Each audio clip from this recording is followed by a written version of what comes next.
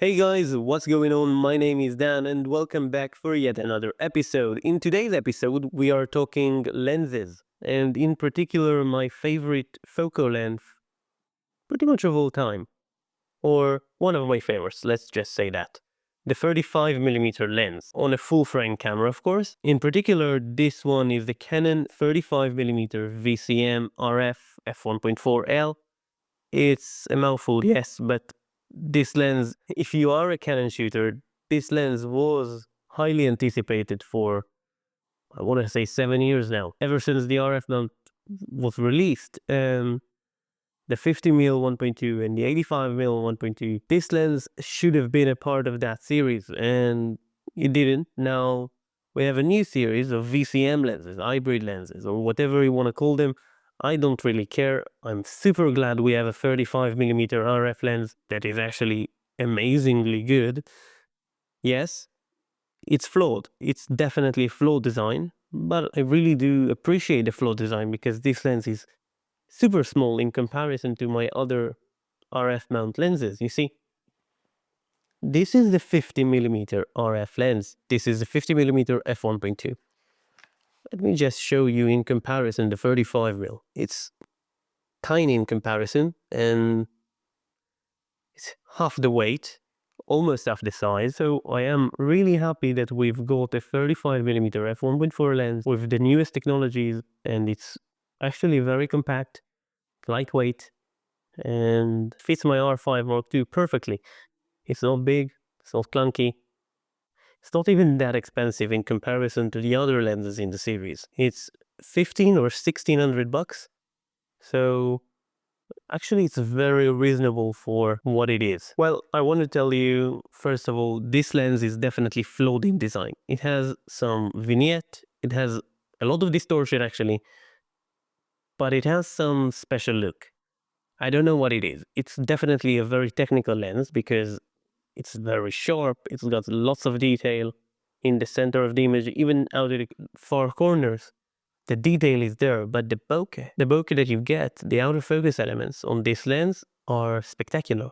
They are smooth, they are soft, they have some definition to them, which looks really good. I don't know, I don't even want to say it. Because of the distortion, it has some character of an anamorphic lens even in the autofocus element in the far corners of the image, and I really do dig that look. Yes, it's not a perfect lens, but it doesn't have to be. It has a special look, and it's smaller and lighter weight, and it's actually pretty good price, a pretty reasonable price compared to the other lenses in the RF mount L series. Also, I want to say that it has an aperture ring. You can definitely use it on the R5 Mark II or the R1, but if you want to use it on another R system body, you wouldn't be able to fully utilize it because it only works in video mode on any other camera. I hope they fix it in firmware updates. I don't think they will, but on the newer bodies, the R5 Mark II and the R1, it works just like an aperture ring on any other system. Even in photo mode, even in video mode, it doesn't really matter. It has a lock. I like it. It's declicked. I don't use it enough, but it's fine. I want to say that this lens has one of the fastest autofocusing motors I've ever seen in any lens. And look, I'm not going to compare this lens to a 135 1.8 or a 200mm f2. It's not in comparison to those, but in comparison to any other 35mm on the market, and I want to say I've used them, pretty much all of them. I've used the Sigma 35 1.4, which came out 12, 13 years ago. I have owned that lens. It was spectacular at the time, but I didn't like the autofocus on it. But the lens was actually very good. Then I owned the 35mm f1.4L EF version and the EF Mark II. I've tried them both. I do like the 35 Mark I better, and I've used the Sony G Master lens, I've used the newer Sigma lenses, and I even tried Nikon lenses. But the 35 1.4 VCM on the RF mount, it has something special going for it. Super detailed and super sharp in the middle, but you also get some character. I mainly use this lens for street photography and some portraiture, environmental portraits mostly, and I really do like the look. Why they took 7 years or 6 years to release a 35mm L lens? I don't know. I have no idea why, but all I can say is that this lens is very good, and I've seen a lot of controversy online that says because of the distortion and because of the vignette, this lens isn't as good as the competition, but this is simply not correct. Every major lens manufacturer now, even Leica, puts lens corrections in the camera bodies and the profile correction for the software. This is just how it's done nowadays. It saves weight, it saves some cost at the manufacturer, and it allows the manufacturer to release some unique lenses. And I feel like this one is a unique lens. Yes, it's not as unique as a 28 to 70 f2, sure.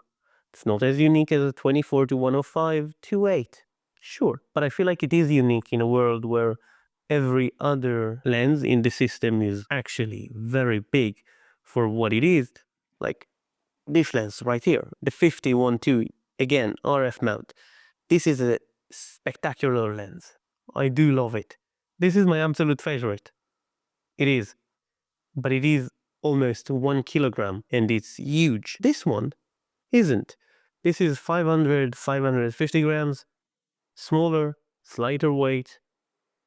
It's fine. And now they've released a 50mm version of this lens, a 1.4 version, and I am going to give it a shot. This was mainly the photography aspects of this lens, but this lens, as you know, is an hybrid lens. What does that mean for us? It means that I can shoot videos on this lens and not have any focus breathing as far as focusing goes. So I can focus from really close distance, and then rack focus to something far in the distance, but the image, the framing doesn't change at all. This is spectacular. I don't know of any other lens in this price bracket that does the same. Also, the stepless aperture is fine. It's really cool for video. Yes, I don't use it enough, but it is really cool. And I have to say one other thing about this lens for video. The autofocus system in photos, it's rapidly quick, right? I've told you this before, the autofocus system, it has a new linear motor. It's really quick. It's actually instantaneous. But in videos, it slows down. It feels more organic, I want to say. And I really do like that. And this lens paired with an R5 Mark II is such a joy to use, I have to tell you. Either for video, either for photos, really a good lens to use. I don't have any problems with it. I wish it was 1.2 aperture, but you know, it doesn't really matter at this wide-ish focal length. So yeah, let's talk about the build quality of this lens. It feels like any other Canon lens nowadays. High quality plastics, metal mount, metal construction underneath. It's a rubberized ring. It has a control ring, and it has an aperture ring now, which is new. It has a programmable button, a function button, and an autofocus manual focus switch. One thing I don't really like is a 67mm thread on the front for filters. I have to use a step-up ring. I wish it was 77 like most of my other lenses, but what are you gonna do? One other thing I've seen at other reviews that I don't really get is they say when the camera is off and you shake it, you can hear the motors clunking, and it's just by design. This is how linear motors go. I have some Sony lenses that do the same. Fuji lenses also do the same, the 90mm. Some Nikon lenses do the same. I don't really think it's a big deal. If Canon designed this lens to do that and they say it's fine, then I really do believe them. And this lens is probably gonna withstand the test of time for sure. Like any other Canon lens I own, and there are some of them. But when the camera is powered on, the autofocus motor is locked in position, so there is no noise. This is just my big design anchors, but there is no noise. There's nothing to worry about here. This lens gets my highest recommendation for any lens in the mirrorless world now. If you are a Canon shooter and you've waited until now to jump from the EF Mark II or Mark I to this one, then you should. It's a gorgeous lens. It's a nice piece of glass, and I really do like it, and I think you can create some beautiful images and some beautiful videos with it. Hope you enjoyed this video. If you did, leave it a like and subscribe, and I'll see you in the next one. Bye bye.